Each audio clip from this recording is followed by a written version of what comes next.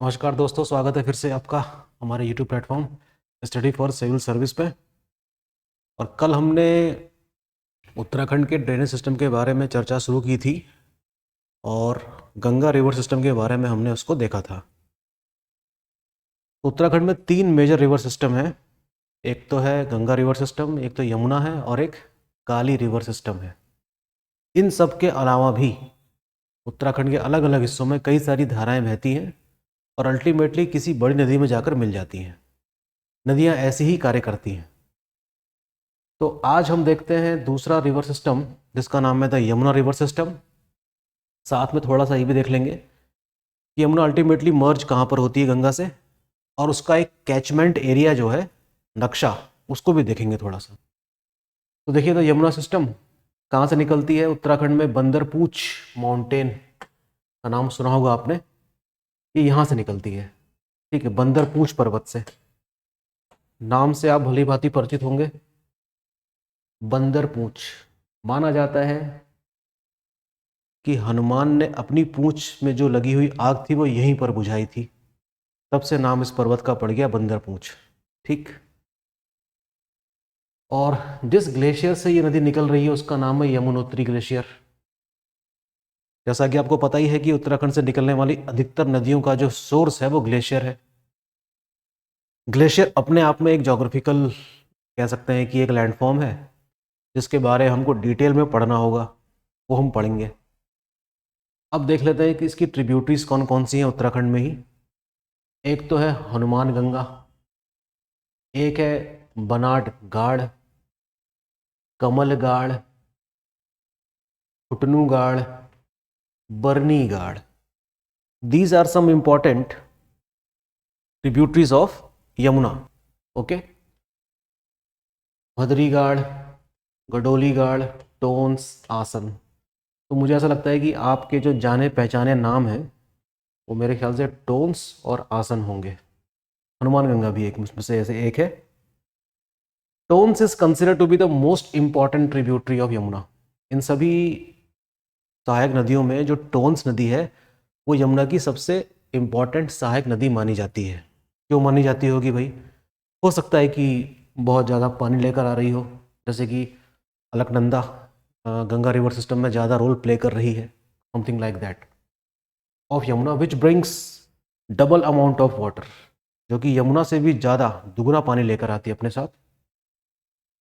और खुद टोन्स की जो उत्पत्ति है वो होती है स्वर्गरोहिणी ग्लेशियर से। इंपॉर्टेंट है। स्वर्गरोहिणी ग्लेशियर कहाँ पर मौजूद है?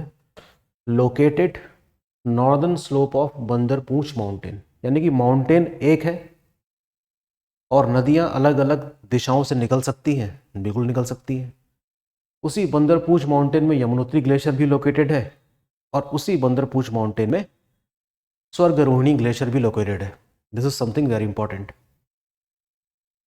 टोन्स की भी कुछ ट्रिब्यूटरीज हैं, क्योंकि सहायक नदियों की भी सहायक नदियाँ होती हैं। अगर आप जाल बनाएं नदियों का तो देखेंगे कि मुख्य धारा में कई छोटी छोटी धाराएं अलग अलग स्थानों पर आकर मिलती रहती हैं। बड़ा अच्छा सा खूबसूरत सा नेटवर्क हमको देखने को मिलता है। तो टोन्स की जो सहायक नदी है, एक का नाम है पब्बर रिवर, एक का नाम है आसन नदी। क्या नाम है? आसन नदी। आसन के संबंध में कुछ चीज़ें याद रखनी होंगी, जैसे कि आसन बैराज प्लस अब तक उत्तराखंड का एकमात्र वेटलैंड, ठीक है ना, उत्तराखंड का एकमात्र वेटलैंड किस नदी पर है? आसन नदी पर है। ठीक, वेरी इंपॉर्टेंट। तो यहाँ से भी क्वेश्चन बनने की संभावना रहती है। ठीक, तो ये तो हो गया यमुना रिवर कहाँ से निकल रही है और उसकी कुछ ट्रिब्यूटरीज का विवरण। अगली स्लाइड में हम देखते हैं, ये देखिए, ये बड़ा ही अच्छा सा नक्शा है यहाँ पर आप लोगों के लिए। आपको समझ में आ रहा होगा कि ये क्या चीज़ है। दरअसल ये है यमुना का कैचमेंट एरिया, कह सकते हैं यमुना का बेसिन है, क्योंकि यमुना अपने आप में खुद भी एक बड़ा रिवर सिस्टम है। तो ये जो मेन स्ट्रीम दिख रही है आपको ना, ये तो हो गई यमुना, और एक किसमें मर्ज होते हुए दिखाई देगी आपको? गंगा में, जो ये रही गंगा। यमुना खुद भी खूब सारा पानी लेकर आती है अपनी इन सहायक नदियों से, जिन्हें हमें इंडियन ज्योग्राफी में डिटेल में पढ़ना होगा। कुछ नाम मैं आपको बता देता हूँ, जैसे कि चंबल है, सिंध है, बेतवा है और केन है। और इनकी भी कई सारी सहायक नदी होगी, जिसमें से एक का नाम आपको हिस्ट्री में ही पढ़ने को मिला होगा, बानस, है ना। बानस नदी के तट पर जो पूरा पाषाण काल के अवशेष मिलते हैं, वो उसकी बात कर रहा हूँ। तो ये देख सकते हैं आप, प्लेन रीजन में इसका बेसिन रीजन, और ये नदी उत्तराखंड, कुछ पार्ट हरियाणा, दिल्ली और पश्चिमी उत्तर प्रदेश से बहती हुई कहाँ पहुँच जाती है, इलाहाबाद, और गंगा में मर्ज हो जाती है। यमुना के संबंध में कुछ पौराणिक कथाएं भी हैं, जैसे कि गंगा के संबंध में है, Yamuna is considered to be the daughter of Surya God. Surya जो हमारे देवता हैं, उनकी पुत्री मानी जाती है और यम की बहन मानी गई है। यमुना फ्लोज थ्रू यूके, यानी कि Uttarakhand, Delhi, Haryana, UP and merge into Ganga. और इसकी जो कुल लंबाई है वो है 1376 किलोमीटर, जबकि उत्तराखंड में इसकी लंबाई सिर्फ 136 किलोमीटर ही है। ट्रिब्यूटरीज इन प्लेन्स, मैदानी क्षेत्रों में बनने वाली जो इसकी कुछ सहायक नदी, उनके नाम यहाँ लिखे हैं, हिंडन, चंबल, बेतवा, सिंध और केन। Very important. होपफुली ये नक्शा आपको समझ में आ रहा होगा। इसी प्रकार के गंगा का भी नक्शा है ऐसा ही, ठीक। अब देखते हैं तीसरा मेजर रिवर सिस्टम जो उत्तराखंड का है, जो सबसे ईस्ट में लोकेटेड है, उसका नाम है काली रिवर सिस्टम। इसको समझते हैं थोड़ा। This is the most eastern river system in Uttarakhand. Uttarakhand में जो बड़े मेजर सिस्टम रिवर के हैं, उसमें काली रिवर सिस्टम सबसे ईस्ट सिचुएटेड है। Rises from the eastern slope. आप समझ रहे होंगे कि जब मैं ईस्टर्न स्लोप और वेस्टर्न स्लोप की बात कर रहा हूँ, तो इसका मतलब सीधा सीधा ये है कि जैसे मान लीजिए कि कोई पहाड़ है, और पहाड़ दरअसल होता 3 डायमेंशनल है, पिरामिड की तरह। पिरामिड देखा होगा आपने। तो अगर मैं इसको सदर्न स्लोप मान लूँ, तो उसको उस तरफ तो मैं नॉर्दर्न स्लोप मानूंगा ना, इस तरीके से। ईस्टर्न स्लोप भी हो सकती है, वेस्टर्न स्लोप भी हो सकती है। तो पहाड़ एक है, एक ओरिजिन नॉर्थ से हो रहा है, एक ओरिजिन ईस्ट से हो रहा है। तो जाहिर सी बात है कि नदियाँ अलग अलग जगहों से निकलती हैं और अलग अलग दिशाओं में चली जाती हैं। That is important. Eastern slope of Zanskar range, map में खोजिएगा जैस्कर रेंज कहाँ है, पता चलेगा आपको। ये सारी चीज़ें इंपॉर्टेंट है, जो भी यहाँ लिखा हुआ है, everything is important, right from the UPSC up to Uttarakhand PCS, सारे चीज़ों के लिए इंपॉर्टेंट है। लिपू लेक दर्रे के पास मौजूद है। काला पानी उस स्थल का नाम है जहाँ से निकलती है Kali river system, also called as Kali Ganga. और भारत और नेपाल के बीच एक प्राकृतिक सीमा का निर्माण भी करती है काली नदी। इट फ्लोज थ्रू, पिथौरागढ़ जिले का नाम आपने सुना ही होगा, चंपावत, और कहाँ प्रवेश कर जाती है, नेपाल में। टनकपुर नाम का स्थान है तराई क्षेत्र में, उधम सिंह नगर जिले में, जहां पर इसे शारदा नदी के नाम से जाना जाता है। किस नदी के नाम से जाना जाता है? शारदा नदी, टनकपुर, चंपावत जिले में। इसकी जो टोटल लेंथ है वो है 350 किलोमीटर उत्तराखंड में।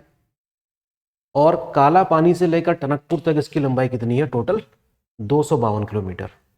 यानी कि लंबाई के हिसाब से काफ़ी लंबी नहीं है, लेकिन जब आप इस नदी को देखेंगे तो काफ़ी भयंकर नदी है, काफ़ी ज़्यादा पानी है इसमें। मर्ज हो जाती है अल्टीमेटली किसमें? इसकी ट्रिब्यूटरीज देख लेते हैं, जैसे कि कुठी यांगटी, ईस्टर्न धौली गंगा, गोरी गंगा, सरयू, गोमती। ये जो गोमती यहाँ पर लिखा हुआ है, ये लखनऊ वाली गोमती नहीं है, स्पष्ट कर दूं मैं आपको। लधिया रिवर, ये खुद काली रिवर सिस्टम की कुछ इंपॉर्टेंट ट्रिब्यूटरीज हैं, जिनका नाम जान लेना और याद रखना काफ़ी ज़रूरी है, ठीक। तो ये एक छोटा सा विवरण काली नदी के बारे में है। काली नदी के संबंध में जितनी भी ट्रिब्यूटरीज यहाँ पर लिखी हुई हैं, इनका भी इम्पोर्टेंस है एग्जामिनेशन पॉइंट ऑफ व्यू से, और हमें ये जानना होगा कि इनकी खुद की ओरिजिन कहाँ से होता है। तो इसको भी देख लेते हैं। ट्रिब्यूटरीज ऑफ काली रिवर, यानी कि काली नदी की कुछ इंपॉर्टेंट सहायक नदियाँ। एक नाम लिखा है यहाँ पर, कुठी यांगटी, ठीक। Rises from the western slope of Zanskar range, Zanskar श्रेणी के पश्चिमी ढाल से निकलती है कुठी यांगटी नदी। ईस्टर्न धौली गंगा, ठीक, ये भी पिथौरागढ़ के पहाड़ों से निकलती है, ठीक, नेपाल से, सॉरी। और दरमा, लिस्सर, सेला यांगटी, ये इसकी कुछ सहायक नदियां हैं किसकी? ईस्टर्न धौलीगंगा की भी क्या है? सहायक नदियां हैं। समझ रहे बात को? अर्थात धर्मा, लिस्सर, सेलायांगटी, ये इसकी क्या है? सहायक नदियां हैं। गौरी गंगा रिवर सिस्टम भी एक इंपॉर्टेंट रिवर सिस्टम है, इसको उपतंत्र के नाम से जाना जाता है। राइजेस फ्रॉम जौहार रीजन, पिथौरागढ़ में है। मिलम ग्लेशियर से इसका क्या है? उद्गम होता है, मिलम ग्लेशियर। ठीक, फिर आती है सरयू नदी, जो कि उत्तराखंड के कुमाऊं की सबसे पवित्र नदी मानी जाती है, सबसे पवित्र नदी। Rises from the Sarmul, Sarmul नाम की एक जगह है जो कि साउथ वेस्ट में है, किसके? बागेश्वर में, पर्वत में है ये। Consider to be the most sacred river of Kumaon, Kumaon की सबसे ज्यादा क्या मानी जाती है? ये पवित्र नदी मानी जाती है। काली नदी में मर्ज हो जाती है, अर्थात उसकी ट्रिब्यूटरी है। और खुद सरयू नदी की जो ट्रिब्यूटरी है उसका नाम क्या है? गोमती है। और गोमती खुद सरयू में कहाँ मिलती है? बागेश्वर में। तो बागेश्वर में गोमती और सरयू का संगम होता है। ठीक है, ऐसे कई सारे संगम वाले स्थान हैं जिनका अपना सांस्कृतिक महत्व है। और बागेश्वर में तो हर साल उत्तरायणी का मेला लगता है। ठीक, ये वही समय है जिसको हम मकर संक्रांति वाला टाइम कहते हैं, 14 जनवरी को हर साल। तो काफ़ी बड़ा इसमें फेयर मेला लगता है। और इसकी अपनी हिस्टोरिकल इम्पोर्टेंस भी है कि कैसे इस उत्तरायणी वाले दिन, है ना, कुली बेगार प्रथा को समाप्त किया गया था 1921 में। वेरी इंपॉर्टेंट, पढ़ना चाहिए आपको। फिर हम देख लेते हैं उत्तराखंड में क्या सिर्फ 3 रिवर सिस्टम ही काम कर रहे हैं? तो इसका जवाब है नहीं, छोटी मोटी कई सारी नदियां हैं। और ये मैंने सिर्फ नदियों के नाम लिखे हैं। मैं चाहूँगा कि आप इनके बारे में खुद किताबों से पढ़ें और समझने का प्रयास करें। जैसे कि नयार नदी है, पश्चिमी रामगंगा काफ़ी इंपॉर्टेंट नदी है। ये सारी नदियों में से लगभग कुछ नदियाँ तो मैंने देखी ही हैं, जैसे कि रामगंगा रिवर आपको कॉर्बेट नेशनल पार्क से बहते हुए नजर आएगी, काफ़ी शानदार और काफ़ी पानी है इसमें, है ना। और खुद रामगंगा भी एक ठीक ठाक रिवर सिस्टम है, इसकी भी कई सारी क्या है, कह सकते हैं कि ट्रिब्यूटरीज हैं। कोसी इसी की ट्रिब्यूटरी है। तो जब आप रामनगर पहुंचते हैं काराढूंगी रीजन से, तो सबसे पहले आपको बैराज के पास कोसी नदी ही दिखाई देगी। दाबका, बाकरा, गार्गी, ये तो हल्द्वानी में मौजूद है। ठीक है, हल्द्वानी जो शहर है, हल्द्वानी काठगोदाम, ये इस नदी के तट पर ही बसा हुआ है। ठीक, काफ़ी ज़्यादा पानी रहता है इसमें बरसात के दौरान। आजकल ठीक ठाक पानी है इसमें, हरे हरे रंग का। नंधौर एक वाइल्ड लाइफ सेंचुरी भी है, जिसके संबंध में आपको जानना होगा।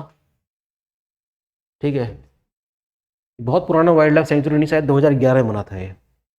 लधिया नाम की भी एक नदी है, जिसको उत्तराखंड की सबसे लास्ट की रिवर माना जाता है। एग्जाम में आता है क्वेश्चन ये कि किस नदी को उत्तराखंड की सबसे अंतिम नदी माना गया है।